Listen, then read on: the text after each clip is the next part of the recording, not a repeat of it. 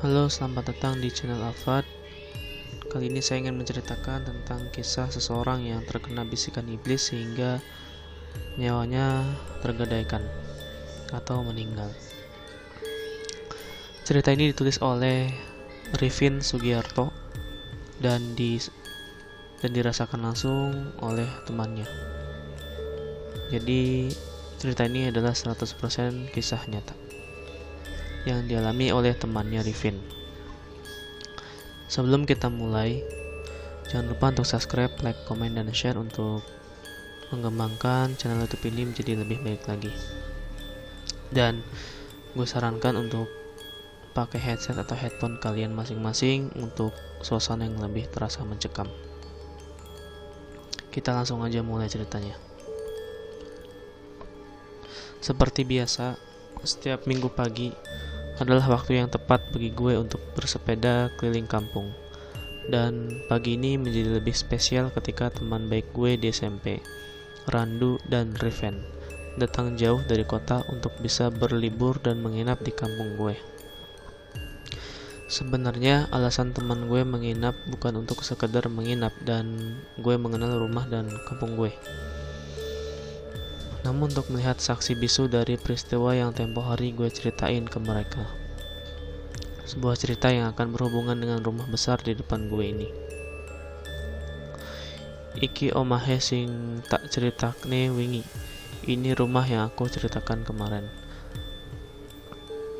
Sembari menatap jauh jendela-jendela serta pintu yang sudah rusak tergerus zaman. Peristiwa ini sendiri sudah terjadi sekitar 4 tahun yang lalu dan sampai saat ini rumah ini tak terurus. Seolah menyimpan semua kengerian itu sendiri. Gue sendiri selalu merinding tiap melewati jalanan ini, terlebih bila melihat rumah besar ini dengan pagar berkaratnya, rumput liar di halamannya, dan terlebih setiap melihat ke jendela-jendela yang kacanya sudah pecah. Gue merasa di dalamnya seperti ada yang sedang mengamati gue dari sana. Apapun itu, gue merinding.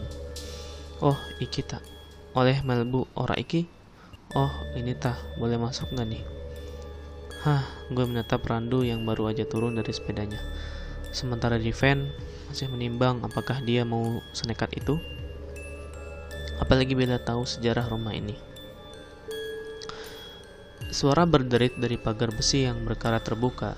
Dan ketika Randu sudah masuk dan memasuki halaman rumah yang dipenuhi rumput liar dengan tumbuhan putri malu di sana, seolah gue tahu kelakuan teman gue Randu yang memang sudah penasaran sejak awal gue cerita ini. Maka gue pun terpaksa mengikuti. Riven pun mau tak mau juga harus ikut. Dan setelah susah payah melewati semak belukar dan rerumputan yang tingginya hampir sedengkul, akhirnya kami sampai di teras rumahnya. Keramiknya masih tampak begitu meski dipenuhi debu dan dedaunan yang entah tertiup angin dari pohon yang mana di sekitar sini. Isok dibuka gek iki. Bisa dibuka nggak ini? Kata Randu. Ojok, jangan, kata gue khawatir. Gue udah buat perjanjian sebelumnya bahwa kami seharusnya hanya melihat dari pagar luar rumah. Namun realitanya malah kita masuk sampai di teras. Dasar Randu, kebangetan. Dia malah memutar rumah dan bergerak pergi ke pintu belakang. Mau tak mau gue dan Riven mengikuti. Di samping rumah ada tanah lapang yang juga dipenuhi rerumputan liar. Banyak pohon di sana, mulai dari mangga hingga rambutan. Di balik langkah kami, gue terpaku menatap jendela-jendela yang berjajar di sisi rumah, berharap gak mendapatkan pemandangan yang tidak diinginkan. Syukurlah kami sampai di pintu belakang dengan pemandangan yang gak kalah tak karuan seperti teras depan. Bau amis dan pesing tercium di sana-sini. Beberapa kali gue menahan penciuman hidung gue. Di lain hal, Riven hanya diam memandang ke sana kemari. Nyalinya menciut manakala dia melihat ke arah ayunan besi yang gak kalah berkarat dibandingkan pagar rumah depan. Ikut tak ayunan sing mok cerita ke. Itukah ayunan yang kamu ceritakan itu? Randu pun menatap ayunan itu. Kami bertiga tampak tegang karena gue pernah mendengar bahwa setiap malam hari ayunan itu selalu berayun sendiri meninggalkan suara berdencit dari besi yang sudah lama. Namun hari ini tampaknya semua baik-baik saja. Itu hanya cerita dari warga kampung. Randu yang pertama mencoba membuka pintu. Sesaat gue dibuat mengengah karena pintu belakang tampak terbuka lebar di depan kami. "Isok dibuka loh, bisa dibuka loh rupanya," kata Randu yang entah begitu antusias. "Melbu yuk, masuk yuk." Gue berpikir mungkin benar kata beberapa pemuda kampung gue, banyak yang bilang. Semenjak kosong, rumah ini digunakan untuk anak-anak nakal, menenggak miras. Namun gak sedikit dari sana muncul cerita-cerita bahwa terkadang ada penghuni tak kasat mata yang tinggal di dalam rumah ini. Gue terdiam lama, sampai Randu menarik tangan gue, sementara Riven mulai berjalan mengikuti. Dari rumahnya kebanyakan, mungkin karena sudah lama tidak berpenghuni, pikir gue yang hal pertama kali gue rasain saat melihat bagian dalam rumah adalah dingin. Hawanya benar-benar berbeda. Randu yang memimpin, gue melihat di tembok kiri kanan penuh dengan coretan vandalisme. Kadang gue miris melihatnya, namun bila gue lihat lagi coretan-coretan itu, gue rasa ini berhubungan dengan cerita masa lalu rumah ini. Terlebih saat gue tertuju pada sebuah kalimat yang membakukan tubuh gue. Tulisan itu dicoret tangan dengan cat warna merah besar, sebuah tulisan yang akan membuat siapapun yang masuk tertuju membacanya. Kalimatnya adalah keluarga iblis. Gelap, pesing, dan dingin, semuanya begitu terasa. Terlebih saat kita masuk lebih dalam lagi ke rumah itu. "Ojok adoh-adoh rek, jangan jauh-jauh teman," kata Riven. Gue baru sadar kalau dari Riven tampak tertarik, begitu bertentangan dengan nyalinya yang gak seberapa. Randu masih menelusuri rumah itu, sangat-sangat antusias. Dia melihat ke sana kemari dan itu mengganggu gue. Sangat mengganggu. Sepertinya gue tahu apa yang dia coba cari. Rupanya dia sudah menemukannya, sebuah tangga ke lantai 2 rumah ini. "Ayo goleki kamar Sadiah. Ayo cari kamarnya Mbak Dia." Gue merinding tiba-tiba ketika Randu menyebut nama itu seolah ada angin dingin berhembus di belakang gue. "Hus, ojok ngomong ngawur koen yo. Hus, jangan ngomong sembarangan kamu ya," kata gue menekan. Randu tampak paham ucapan gue. Dia menyesal, namun tak beberapa lama dia kembali menjadi Randu yang super penasaran. Akhirnya kami naik ke lantai 2, dan di lantai 2 kondisi tidak banyak berubah dari lantai 1. Perabotan rusak di sana-sini dan semakin banyak tulisan yang tidak mengenakan ketika dibaca. Randu masih menelusuri kamar per kamar, membuat gue tahu dari mana saja pemandangan jendela ini tertuju ke arah luar. Dan ketika asik melihat-lihat bagian kamar per kamar, gue berhenti di salah satu kamar, sebuah kamar yang gak asing di kamar gue. Gue mendekati jendela dan langsung bisa melihat pemandangan di luar. Ada sepeda kami bertiga terparkir di depan gerbang besi itu. Sontak otak gue memutar ulang semua pengalaman gue selama ini.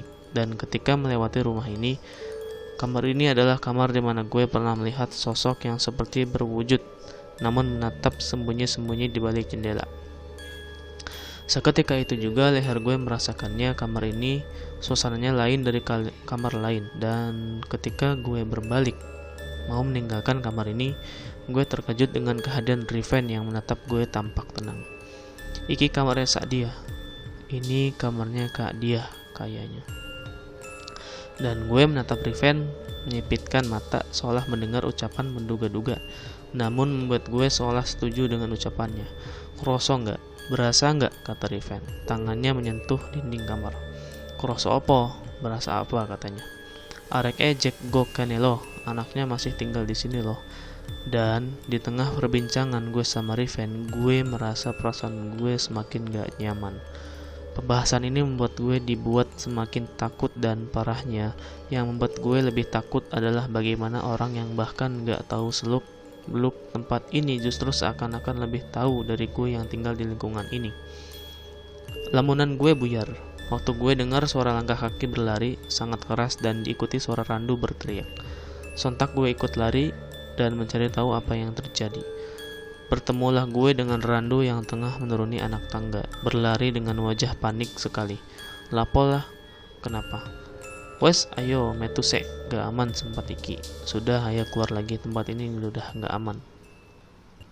Kami berdua berlari keluar dari pintu belakang, menyusuri rumput liar halaman rumah, dan akhirnya keluar dari pagar. Dan di sana gue terdiam saat melihat Riven sudah berdiri di sana menunggu di atas sepeda. Asu mosok aku ditinggal ijen nangka nih. Masa aku ditinggal sendirian di sini?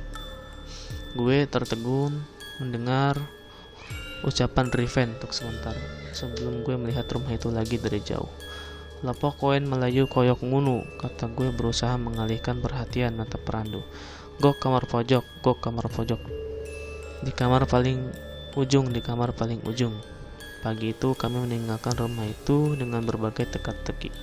Dimulai dari sosok yang menyerupai Riven sampai jelangkung di kamar ujung. Apapun itu, sekarang gue tahu di mana kamar saat dia berada.